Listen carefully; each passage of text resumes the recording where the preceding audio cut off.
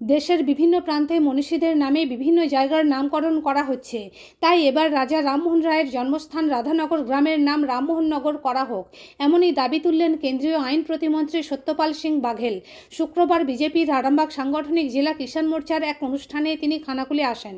এছাড়াও ছিলেন বিজেপি নেত্রী প্রিয়াঙ্কা টিবরেওয়াল, কিষাণ মোর্চার রাজ্য সভাপতি মহাদেব সরকার, আরামবাগ লোকসভা বিজেপি ইনচার্জ সুজিত অগাস্তি, বিধায়ক সুশান্ত ঘোষ ছাড়াও দলের জেলা ও রাজ্য স্তরের কার্যকর্তাগণ।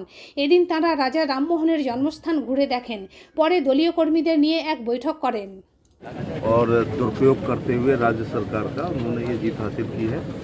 अब हमारी कार्य योजना ये है कि 2024 के चुनाव में भारतीय जनता पार्टी को यहाँ हम लोग चुनाव जिताएं। आप देख रहे होंगे लोकसभा थोड़े मार्जिन से आ रही है, इसके बावजूद हमारे कई विधायक चुनाव यहाँ पर जीते हैं और बड़े मार्जिन से चुनाव जीते हैं। 2024 के चुनाव में श्री नरेंद्र मोदी को प्रधानमंत्री बनाने के लिए पश्चिम बंगाल पिछली बार 18 MP से भी बढ़ा करके देगी, क्योंकि प्रधानमंत्री की रेस में कोई भी दूर नहीं है। जो भी लोग हैं वो क्षेत्रीय लोग हैं। या ममता बनर्जी सपने देखती हैं, बंगाल के अलावा उनका कोई प्रभाव नहीं है। इसी प्रकार से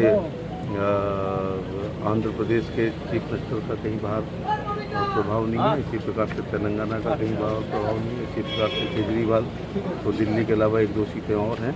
इसी प्रकार से जो नीतीश कुमार सपने देखते हैं चुनाव से पहले अपनी सेकुलर छवि बना के बीजेपी से गठबंधन तोड़ के जो सपने देखते हैं, किसी के सपने पूरे नहीं होंगे। इस देश का प्रधानमंत्री वही होगा जिसको कश्मीर से लेकर कन्याकुमारी और कच्छ से लेकर कामरूप तक लोग जानते हों, पहचानते हों, वो ईमानदार हो, राष्ट्रवादी हो। ये सब क्षेत्रीय दल अपने परिवार तक सीमित है। टीएमसी का कहना है कि इस बार वेस्ट बंगाल में जो 42 आसन है वो 42 ही टीएमसी जीतने वाला है।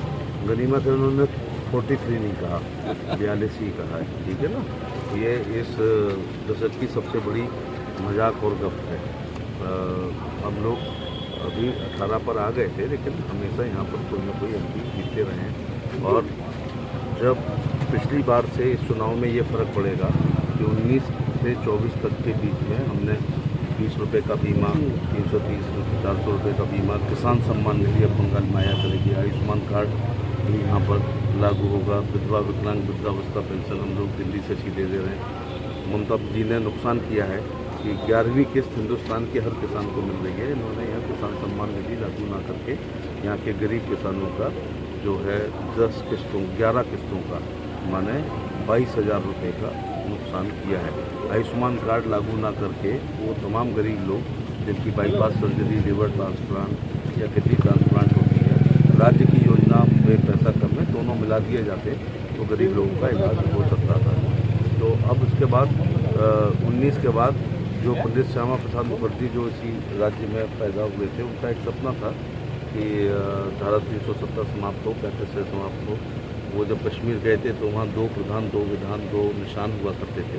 उसके सपने को पिछले लोकसभा और इस लोकसभा के बीच में किसी ने पूरा किया है, तो नरेंद्र मोदी। और ED है और CBI है, ये कॉन्स्टिट्यूशनल संस्थाएँ हैं, ऑटोनोमस संस्थाएँ हैं। ये संवैधानिक संस्थाएँ हैं, इन पर कभी कोई दबाव नहीं डाला जाता है। जो भी सूचना के आधार पर, प्रथम जांच के आधार पर दोषी पाए जाने पर ही ED जाता है, वैसे नहीं जाता है। इस देश के प्रसिद्ध समाज सुधारक, चिंतक, विचारक, दार्शनिक, सामाजिक कुरीतियों को दूर करने वाले, खास तौर से सती प्रथा को जो उस समय हिंदुस्तान में बहुत ज़्यादा व्याप्त थी, उसको समाप्त करने में स्वर्गीय राजा राममोहन राय का योगदान है। उनके जन्म स्थल राधानगर में मुझे आने का सौभाग्य प्राप्त हुआ।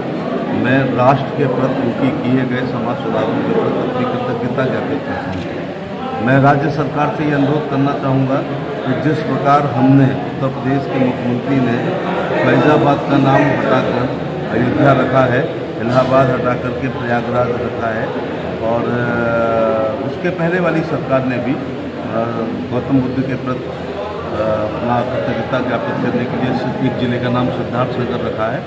ऐसे ही तृणमूल कांग्रेस की सरकार ममता बनर्जी राधानगर का नाम बदलकर स्वर्गीय राजा राममोहन राय नगर रख दें, तो ये देश के प्रति उनके किए गए कार्यों के प्रति एक छोटा सा धन्यवाद होगा।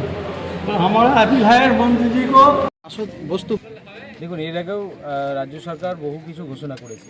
রাজা রামমোহন রায়ের প্রতি বছর মেলা হয়, মন্ত্রীরা আসে, রাজ্যের প্রায় মন্ত্রীর যে ডিপার্টমেন্ট রয়েছে প্রত্যেকটা ডিপার্টমেন্টই এখানে আসে, বড় বড় কথা দেয়, এখানে বক্তব্য দিয়ে যায়, এটা করব ওটা করব সেটা করব, কিন্তু বাস্তবে দেখি যে কিছুই হয় না। এই বছর রাজ্য সরকার হেরিটেজ ঘোষণা করেছে, কিন্তু এখনো পর্যন্ত কোথাও কোনো কাজ শুরু হয়নি। রাজা রামমোহন রায়ের যে এখানে উন্নয়ন পরিষদ বা উন্নয়ন বোর্ড রয়েছে, এই বোর্ডে কাদের থাকা উচিত আর কাদের থাকা উচিত নয়, সেই ব্যাপারেও জেলা শাসক এখনও পর্যন্ত কোনো রকম ঘোষণা করেনি। তাই বোঝাই যাচ্ছে যে হেরিটেজের নাম করে যে সমস্ত টাকা পয়সা আসবে সেটা হয়তো তৃণমূল কংগ্রেসের নেতা এখানে যারা রয়েছে বা মন্ত্রী সহ এমএলএ এমপি যারা রয়েছে, যারা বর্তমানে এই বিষয়গুলো দেখাশোনা করছে, তারা এসব টাকা ছেড়ে দেয়। সেই জন্যই কাজ করছে না, টাকা আসে, টাকা কারো না কারো পকেটে ঢুকে যায়, ঠিক আছে? এই জন্যই এই এলাকার কোনো উন্নতি নেই। বাগানে এসেছেন, পরিদর্শন করলেন, এই মুহূর্তে কি কি চোখে পড়েছে?